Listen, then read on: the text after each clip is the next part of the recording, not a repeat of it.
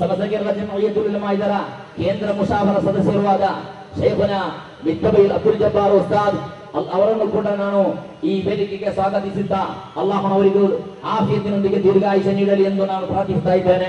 കുറെ കാലമായി അവർ ചില ഈ ധർമ്മത്തിന്റെ വിഷയത്തിൽ ഇട്ടുകൊണ്ട് ചില അഭിപ്രായങ്ങൾ പറഞ്ഞുകൊണ്ടിരുന്നു.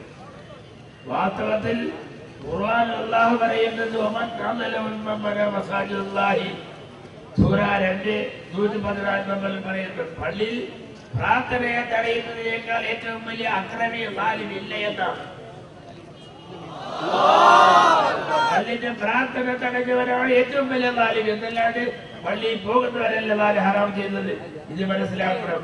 ഷാഫി മദ്ഹബിന്റെ ഏത് ഗ്രന്ഥത്തിലാണുള്ളത് അവർ പറഞ്ഞില്ല.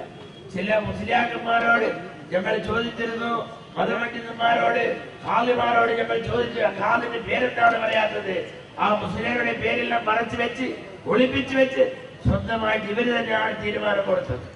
അതിന്റെ പേരിൽ നമുക്ക് ശക്തിയായ പ്രതിഷേധം രേഖപ്പെടുത്തേണ്ടി വന്നതിന്റെ പേരിലാണ് ഇങ്ങനത്തതായ ഒരു സമ്മേളനം ഒരുമിച്ച് കൂട്ടേണ്ടി വന്നത്. അതുകൊണ്ട് നമുക്ക് ആവശ്യമുള്ളത് ഇതിനിടയിൽ ഇവിടെ ജീവിതത്തിലേക്ക് ഞങ്ങൾ സന്ദേശം ടാക്സ് കൊടുത്തിരുന്നു. മതപരമായ വിഷയത്തിൽ കൈയെടുക്കുന്നതിനെ തടയണമെന്ന് അപ്പൊ മറുപടി പറഞ്ഞ് ഞാൻ പറ്റി അന്വേഷിക്കാമെന്ന് അതിന് മറുപടി ഞങ്ങളെ കയ്യിൽ. അതിന്റെ ഇടയിലാണ് ഇത്തരം ശക്തമായ നിലയിൽ ഇല്ലാത്തത് ധർമ്മത്തിൽ ഇല്ലാത്തത് പ്രഖ്യാപിച്ചുകൊണ്ട് ജനസമുദായത്തിന്റെ ഇടയിൽ വളരെ വിരളമായ നിലയിൽ പ്രശ്നങ്ങളുണ്ടാക്കി. ഞാന് നമ്മുടെ ആരോഗ്യ സജീവരെ പറ്റി എന്ത് പറയുന്നില്ല. അവർ ആരോഗ്യത്തിന് വേണ്ടിയുള്ള സജീവരായിരുന്നു. പക്ഷെ ഇപ്പൊ അനാരോഗ്യത്തിന്റെ സജീവരായിരുന്നു. നമുക്ക് വളരെ സങ്കടമാണ്, വളരെ സ്നേഹമാണ്, നമുക്ക് എല്ലാ നിലയിലും ബന്ധപ്പെടുന്നത്. അതുകൊണ്ട് നമുക്ക് ഇനിമേലിൽ ഇങ്ങനത്തെ ഒരു മണ്ഡലിയുടെ ആവശ്യമില്ല. അതിനെ തിരിച്ചുകൊണ്ടിടാം. വലിയ പ്രചരണം ഒന്നുമില്ലാതെ ഈ ആയിരക്കണക്കായ ജനങ്ങൾ ഇവിടെ ഒരുമിച്ച് കൂടിയത് ഇവിടെയുള്ള ഭരണകർത്താക്കന്മാർ വളരെയധികം ഗൗരവത്തോടെ കാണണമെന്ന് മാത്രമേ ഈ സന്ദർഭത്തിൽ ഞാൻ സൂചിപ്പിക്കാൻ ആഗ്രഹിക്കുന്നു. ഇത് ബഹുമാനപ്പെട്ട പാണക്കാട് ശ്രീ റഹീദുൽ ശിഹാബ് തങ്ങളുടെയും അതുപോലെ തന്നെ ബഹുമാനപ്പെട്ട സമസ്ത കേരള ജമിയത്തുൽ ഉലമയുടെ കരുത്തനായ പ്രസിഡന്റ് കോയക്കുട്ടി ഉസ്താദിന്റെയും അതിന്റെ കാര്യദർശി ബഹുമാനപ്പെട്ട ചെർശ്ശേരി ഉസ്താദിന്റെയും പിന്നിൽ അണിനിരക്കുന്ന പ്രവർത്തകന്മാരാണ്.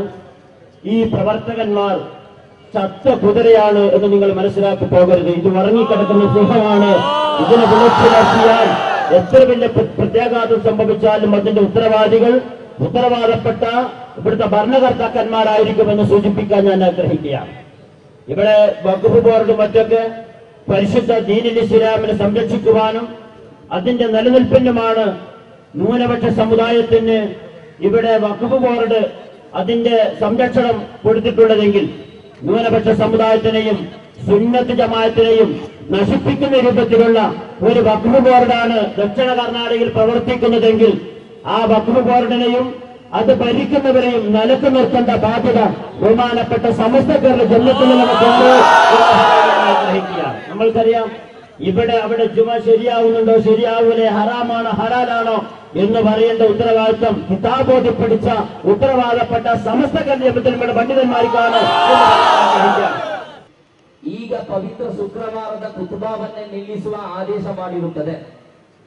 ಈ ಅಕ್ರಮಗಳ ಹಿಂದೆ ಕರ್ನಾಟಕ ರಾಜ್ಯದ ಆರೋಗ್ಯ ಸಚಿವರಾದ ಶ್ರೀ ಯುಟಿ ಖಾದರ್, ಮಾಜಿ ಸಚಿವರಾದ ಶ್ರೀ ಸಿಎಂ ಇಬ್ರಾಹಿಂ ಹಾಜಿ, ಕರ್ನಾಟಕ ರಾಜ್ಯ ವಕ್ಫ್ ಬೋರ್ಡ್ ಸದಸ್ಯರಾದ ಶ್ರೀ ಶಾಫಿ ಸಹದಿ ಹಾಗೂ ಇವರ ನೇರ ಕೈವಾಡವಿರುತ್ತದೆ. ದಕ್ಷಿಣ ಕನ್ನಡ ಜಿಲ್ಲೆಯ ವಿವಿಧ ಧಾರ್ಮಿಕ ಹಾಗೂ ಸಾಮಾಜಿಕ ಸಂಘಟನೆಗಳ ಒಕ್ಕೂಟದ ಆಶ್ರಯದಲ್ಲಿ ಮೇಲೆ ತೋರಿಸಿದ ತಾರೀಕು 24/10/2013 ವಕ್ಫ್ ಆದೇಶದ ವಿರುದ್ಧ ದಿನಾಂಕ 31/10/2013 ಗುರುವಾರದಂದು ಮಂಗಳೂರಿನ ದಕ್ಷಿಣ ಕನ್ನಡ ಜಿಲ್ಲಾಧಿಕಾರಿಗಳ ಕಚೇರಿಯ ಮುಂಭಾಗದಲ್ಲಿ ಸಾವಿರಾರು ಜನ ಸಮೂಹದ ಪ್ರತಿಭಟನಾ ಸಭೆಯನ್ನು ನಡೆಸಿ ಸದ್ರಿ ಈ ಆದೇಶವನ್ನು ತಕ್ಷಣ ಹಿಂತೆಗೆಯಬೇಕೆಂದು ಪ್ರತಿಭಟನಾ ಸಭೆಯನ್ನು ಹಮ್ಮಿಕೊಳ್ಳಲಾಗಿದೆ. 1. ಕರ್ನಾಟಕ ರಾಜ್ಯ ವಕ್ಫ್ ಬೋರ್ಡ್ ಆದೇಶವನ್ನು ಕೂಡಲೇ ಹಿಂತೆಗೆದುಕೊಳ್ಳಬೇಕು. 2. ಇದಕ್ಕೆ ಕಾರಣಕರ್ತರಾದ ರಾಜ್ಯ ವಕ್ಫ್ ಬೋರ್ಡ್ ಅಧ್ಯಕ್ಷರಾದ ರಿಯಾಜ್ ಖಾನ್ ಹಾಗೂ ಸದಸ್ಯ ಶಾಫಿ ಸಹದಿಯನ್ನು ಕೂಡಲೇ ವಜಾಗೊಳಿಸಬೇಕು.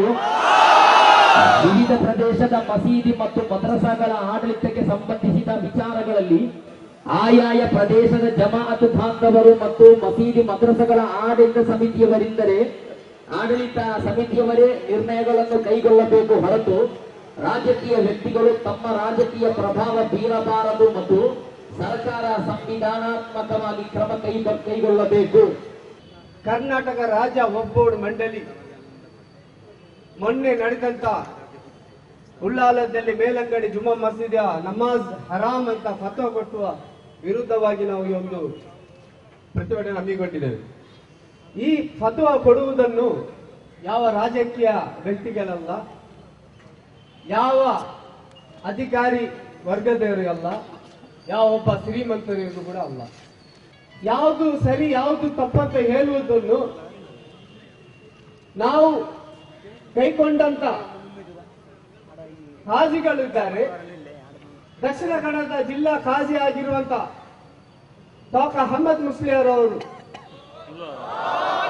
ಇಲ್ಲದ್ರೆ ಕಾಸರಗೋಡು ಖಾಲಿ ಅವರು, ಕಾಂಜಿಂದಾಡ ಖಾಲಿ ಅವರು, ನಮ್ಮ ಬೇಕಲ ಖಾಲಿ ಅವರು, ಉಳ್ಳಾಲ ತಂಗಲ್ ಅವರು, ಇದೆಲ್ಲ ಆಲಿಮ್ ಅವರು ಈ ನಿರ್ಣಯವನ್ನು ಕೈಗೊಳ್ಳುವುದು ಹೊರತು ಈ ವಕ್ಫ್ ಬೋರ್ಡ್ ಮಂಡಳಿ ಅಲ್ಲ. ಮೊನ್ನೆ ನಡೆದಂತ ಘಟನೆಯಲ್ಲಿ ವಕ್ಫ್ ಬೋರ್ಡ್ ಆದೇಶ ಒಂದು ಬಂದಿದೆ, ಅದರ ನಿರ್ಣಯವನ್ನು ಮಾಡಿದ್ದಾರೆ.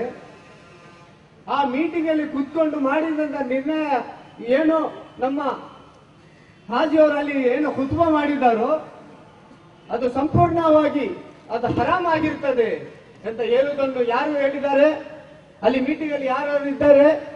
ನಾವು ಸುಮ್ಮನೆ ಕಾದರು ಆರೋಗ್ಯ ಸಚಿವರನ್ನು ಹೆಸರು ಹಾಕುವಂತ ಪರಿಸ್ಥಿತಿ ಇಲ್ಲ. ನಾವು ಯಾವ ಸರ್ಕಾರಕ್ಕೂ ನಾವು ಮಾತಾಡುವ ವಿಷಯ ಇಲ್ಲ, ಯಾವ ರಾಜ್ಯ ಪಕ್ಷದವರ ವಿಷಯ ಮಾತಾಡಲಿಕ್ಕೆ. ಆದರೆ ಖಾದರ್ ಅವರು ಸಂಪೂರ್ಣವಾಗಿ ಆ ಮೀಟಿಂಗ್ ಅಲ್ಲಿ ಇದ್ದ ಕಾರಣ ಮಾತ್ರ ಅವರನ್ನು ನಾವು ಮಾತಾಡಲಿಕ್ಕೆ ಬೇಕಾಗ್ತದೆ. ಏನಲ್ಲಿ ಕುತ್ಕೊಂಡು ಖಾದರ್ ಆರೋಗ್ಯ ಸಚಿವರು, ನಮ್ಮ ಸೋತ್ಕಲ್ ಶಾಸಕರ ಮೊಯ್ದೀನ್ ಬಾಬು ಅವರು, ಅದರೊಟ್ಟಿಗೆ ಎಸಿಪಿ ಅವರು ಪವನ್ ಕುಮಾರ್ ಅವರು, ಮತ್ತೆ ಇಲ್ಲಿಯ ಶ್ರೀಮಂತರಾಗಿರುವಂತ ನಮ್ಮ ದಕ್ಷಿಣ ಕನ್ನಡ ಜಿಲ್ಲಾ ಜುಮಾ ಮಸೀದಿಯವರ ಚೇರ್ಮನ್ ಆಗಿರುವಂತ ಅಬ್ದುಲ್ ಕುಂಜಿ ಅವರು, ಅದರೊಟ್ಟಿಗೆ ಸಾಫಿ ಸಾಹೇದಿ ಮತ್ತು ಇವ ಒಬ್ಬ ಯಾರು ಚೇರ್ಮನ್ ಅಂತ ಒಂದು ಶ್ರೀಮಂತರ ಗುಲಾಮರಾಗಿರುವಂತ ಯಾರು ರಿಯಾಜ್ ಖಾನ್ ಅವರು. ಬಂಧುಗಳೇ, ಇವತ್ತು ಬಹಳ ನೋವಾಗಿದೆ ನಮಗೆ. ನಾ ಹೇಳ್ಬೇಕಾಗ್ತದೆ, ಯಾಕೆಂದ್ರೆ ಇದು ನಿಮ್ಮ ವಿಷಯ ಅಲ್ಲ, ನಮ್ಮ ಜಿಲ್ಲೆಯ ವಿಷಯ ಅಲ್ಲ, ನಮ್ಮ ಕರ್ನಾಟಕದ ರಾಜ್ಯ ವಿಷಯ ಅಲ್ಲ. ಇಡೀ ದೇಶದಲ್ಲಿ ಆಗುವಂತ ಈ ಸರಿಯತ್ತಿಗೆ ವಿರುದ್ಧವಾಗಿ ಈ ಒಂದು ಫತ್ವಾ ಕೊಟ್ಟದನ್ನು ನಾವು ಸಂಪೂರ್ಣವಾಗಿ ನಮ್ಮ ಜಿಲ್ಲೆ, ರಾಜ್ಯದಲ್ಲಿ, ದೇಶದಲ್ಲಿ ಇದೊಂದು ಪ್ರತಿಭಟಿಸಿ ಧಿಕ್ಕರಿಸಬೇಕಾಗಿ ನಾವು ಹೇಳಿಕೊಳ್ತಾ ಇದ್ದೇವೆ. ಎಲ್ಲಿಯಾದರೂ ನಾಳೆದು ಜುಮ್ಮಾ ಉಳ್ಳಾಲದಲ್ಲಿ ಎಲ್ಲಿಯಾದರೂ ನಡಲಿಕ್ಕೆ ಬಿಡದಿದ್ದರೆ ನಾವು ಉಗ್ರ ರೀತಿಯಲ್ಲಿ ನಾವು ಉಳ್ಳಾಲಕ್ಕೆ ಹೋಗಿ ಇದಕ್ಕಿಂತ ಅದು ಆಗದಿದ್ದರೆ ಈ ಎರಡು ನಿರ್ಣಯ ಕೈಗೊಂಡಿದ್ದೇವೆ. ಒಂದು ರಿಯಾಜ್ ಖಾನ್ ಮತ್ತು ಸಾಫಿ ಸಾಹಿತಿಯವರನ್ನು ಕೂಡಲೇ ವಜಾ ಮಾಡದಿದ್ದರೆ ಬೆಂಗಳೂರು ಹೋಗಿ ಮಾನ್ಯ ಶ್ರೀಮತ್ ಸಿದ್ದರಾಮಯ್ಯ ಚೀಫ್ ಮಿನಿಸ್ಟರ್ ಮನೆ ಮುಂದೆ ಕೂಡ ನಾವು ಪ್ರತಿಭಟನೆಗೆ ತಯಾರಾಗಿದ್ದೇವೆ. ಬಂಧುಗಳೇ,